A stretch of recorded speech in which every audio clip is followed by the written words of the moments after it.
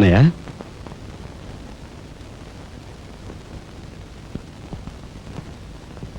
వదినా, ఏం జరిగింది? మాట్లాడరే.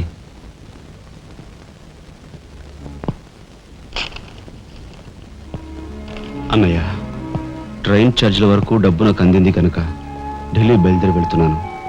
ఇన్నాళ్ళ నుంచి మన కుటుంబ బరువు బాధ్యతలను ఒక్కడమే మోస్తున్నా. నేను ఐఏఎస్ పాస్ అయి నీ బరువులో పాలు పంచుకోవాలనుకున్నాను. ఇంకా 5 రోజులు గడువు ఉంది.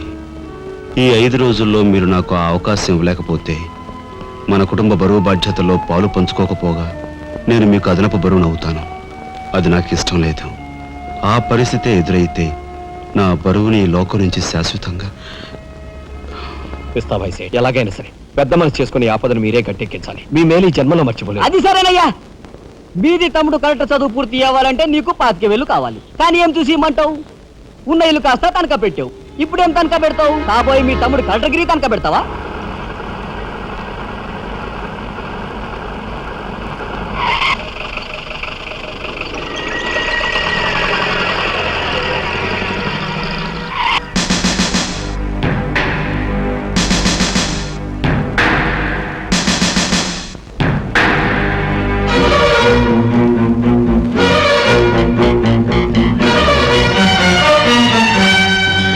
జీపెక్కు.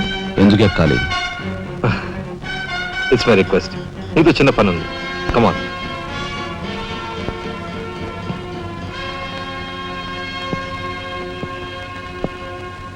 మీరు ఆడుకునే ఈ స్థలానికి నన్ను ఎందుకు రమ్మన్నట్టు? ఈ ఆటకి మన జీవితానికి చాలా దగ్గర సంబంధం ఉంది కాబట్టి.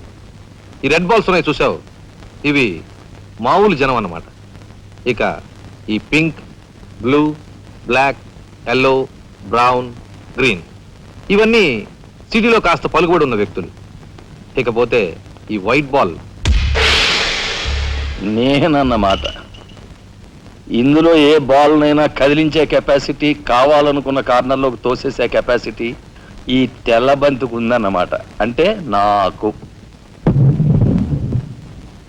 దీన్ని తెల్ల బాలు అంటారు, క్యూ బాల్ అంటారు. ఓహో, ఓసారి క్యూ ఇటిస్తారా? దగ్గరగానే ఉందిగా, తీసుకో. నేను అడిగింది ఆ క్యూని. నువ్వట. రా రా.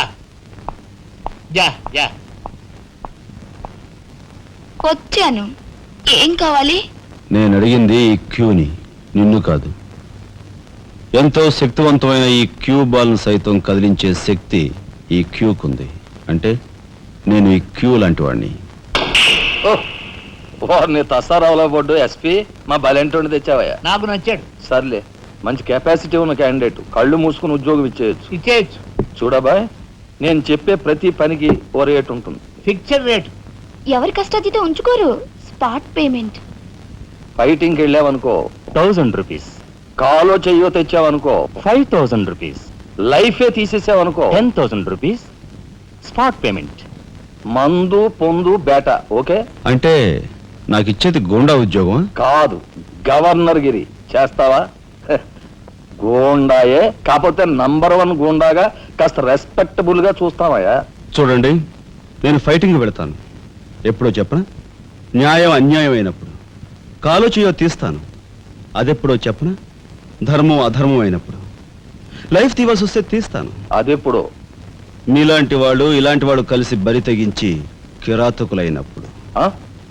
వారిని తసారావుల బొడ్డు బాలేంటోడే బాబు. వీడు ఇంటి మొగుడికి ఎక్కువ, రంకు మొగుడికి తక్కువ అన్నట్టున్నాడు. నాకేం నచ్చలేదు, మనకేం అక్కర్లేదు. నాకు అసలు నచ్చలేదు. ఏమిటయ్యా ఇది మంచి చట్టం లేకుండా? ఆ మాట అడగాల్సింది నేను. కట్టుకున్న మొగుడు పెళ్ళాన్ని బ్రోతల హౌస్ కు తీసుకెళ్ళడం ఎంత నీచమో, పోలీస్ ఆఫీసర్ ఒక పౌరుని ఇలాంటి గూండాల కొంపు తీసుకురావడం అంతకంటే నీచం. సిగ్గుండాలి.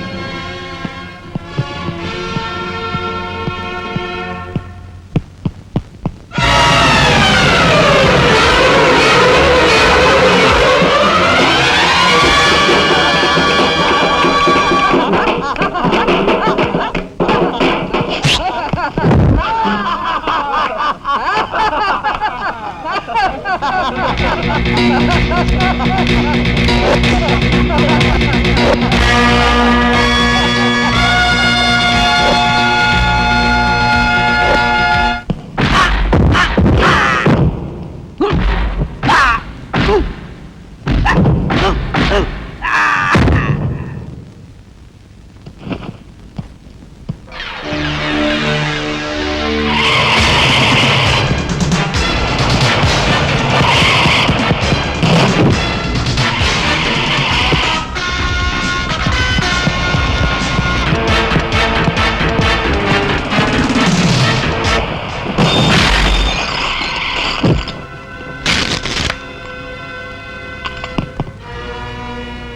వస్తా నీ తస్సరవల బొడ్డు. అన్నయ్య ఇక లాభం లేదు. పండేసేనా? చెయ్యి తెగిందని కత్తి పారేసుకుంటామా కనకాంబరం? వాడి కెపాసిటీ ఏమిటో కళ్ళారా చూశాం గనక వాడిని బ్రతిమాలో బామాలో బెల్లించో నెమ్మదిగా మన అండర్లోకి తెచ్చుకోవాలి, అంతేగాని ఖర్చు పెట్టేయకూడదు. నిజమే, అలాంటి కెపాసిటీ ఉన్నవాడిని ముసలి వాళ్ళైతే పెంచుకోవాలి, పడుచు వాళ్ళైతే ఉంచుకోవాలి. ఓసిని తస్సరవల లడ్డు మరి పెద్ద పెద్ద డైలాగులు చెప్పేస్తున్నావు. ఇంతకీ నీ కెపాసిటీ యాస్ట్రోకి ఎక్కువ, డస్ట్బిన్కి తక్కువ.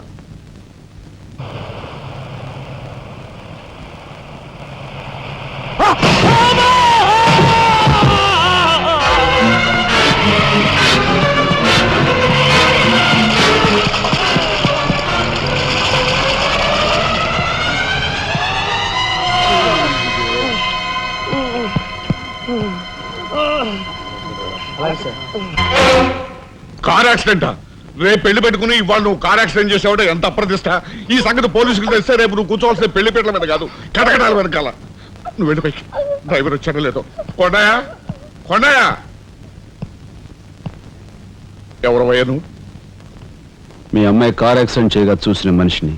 మా అమ్మాయి కార్ యాక్సిడెంట్ చేసిందని చెప్పడానికి ఏమిటి ఆధారం? నాతో పాటు మరో 15 మంది చూశారు, వాళ్ళని తీసుకొస్తాను. బాబా లోపల కూర్చొని మాట్లాడుకుందాం.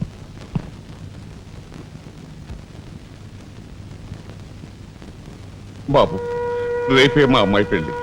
ఈ సంగతి నలుగురికి తెలిస్తే దాని పెళ్లి అయిపోయి మా ఇంటి పరువు పోవడమే కాకుండా బంగారం లాంటి దాని భవిష్యత్తు నాశనం అయిపోతుంది. అందుకని అందుకని ఈ కేసు నెత్తి మీద వేసుకునే మనిషి ఎవరైనా దొరుకుతాడేమోనని. దొరికితే చెయ్యన్నారు వాడిని ఎత్తినేసి వాడికి అన్యాయం చేద్దామనా? అన్యాయం చేయను బాబు, వాళ్ళు ఎంత అడిగినా ఇస్తాను. అంతేకాకుండా దెబ్బ తగిలే హాస్పిటల్లో ఉన్న పేషెంట్కి అయ్యే ఖర్చంతా నేను భరిస్తాను. నిర్లక్ష్యంగా కారు నడిపి ఓ మనిషి అవిటివాడైపోవటానికి కారకుడయ్యాడు కనుక కోణిదెల రాజారాం అనే ఈ ముద్దాయికి ఐపీసీ సెక్షన్ 348 క్రింద 6 నెలలు కఠిన కారాగార శిక్ష విధించటమైనది. సూపరింటెండెంట్ గారు పిలుస్తున్నారు.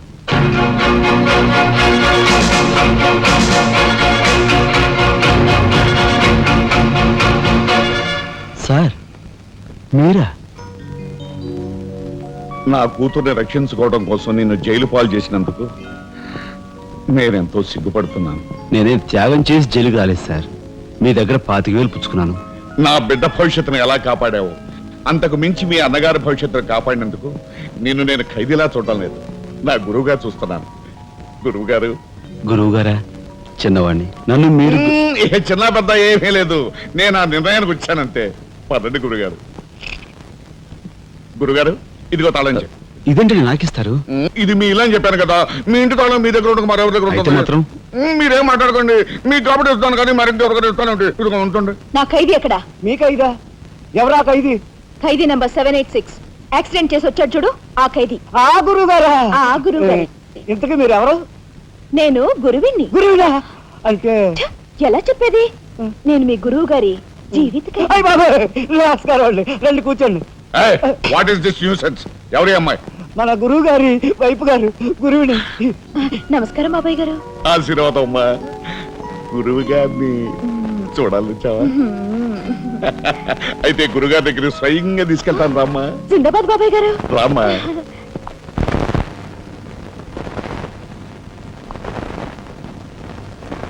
ఇల్లు ఖాళీ చేయించిన పాపానికి జీవితాంతం నన్ను ఇలా చిత్రవధ చేయడమే కార్యక్రమంగా పెట్టావా? వెళ్ళు. గురుగారు గురుగారు, ఏమిటండి ఇదంతాను? ఈ అమాయకురాల మీద ఇలా కేకలుస్తున్నారు ఏమిటండి? ఎవరో అమాయకురాలు? మీ భార్య గారండి. తానా? నా భార్య? మీకు మతిపోయిందా? చూడండి బాబాయ్ గారు, భారతదేశంలో భారతీయులు ఎక్కడైనా పరాయి మగాండు పట్టుకుని నా మొగుడు అంటుందా? తండ్రి లాంటి వారు మీ కూతుర్ని మీరని న్యాయం చెప్పండి. అలాగేనమ్మా. All right. నేను తాళి కట్టిన ఇల్లాలే అయితే నేను కట్టిన తాళేది, నల్లపూసలేవి, కాలికి మెట్లేవి చూపించమనండి. కమాన్. కరెక్ట్. చూడమ్మా, ఒక్కసారి ఆయన అడిగినవన్నీ చూపించేసి నీ పాతివ్రత్యాన్ని నిరూపించమ్మా. బాబాయ్ గారు, పొద్దున బాత్రూమ్ స్నానం చేసినప్పుడు అవన్నీ మర్చిపోయి నీ బొంద మర్చిపోయావు. ఇదిగో చూడండి, మీ మీద ఒట్టేసి చెప్తాను, ఇది ఒట్టి దొంగ సరుకు. ఇక మీద ఈ జైలుకి నన్ను కలుసుకోవడానికి రకరకాల వేషాలతో రకరకాల భాషతో వస్తుంది. వచ్చి ఏడ్చి గీ పెట్టా సరే, మీరు దాన్ని అలో చేయొద్దు. సత్యనారాయణ రైట్. మీ కూతుర్ని ఇక నన్ను సెంటిమెంట్ లో కొట్టాలని ప్రయత్నించుకో లాఠీ చార్జ్ బాబాయ్ గారు, చేస్తాను బాబాయ్ గారు, లేదంటే బాష్పాయి వదులుతాను బాబాయ్ గారు, ఇక లాఠీ చార్జ్ బాబాయ్ గారు, చేస్తానంటే అయ్యో. పద ఇక శ్రీరామ. మాట్లాడకుండా పద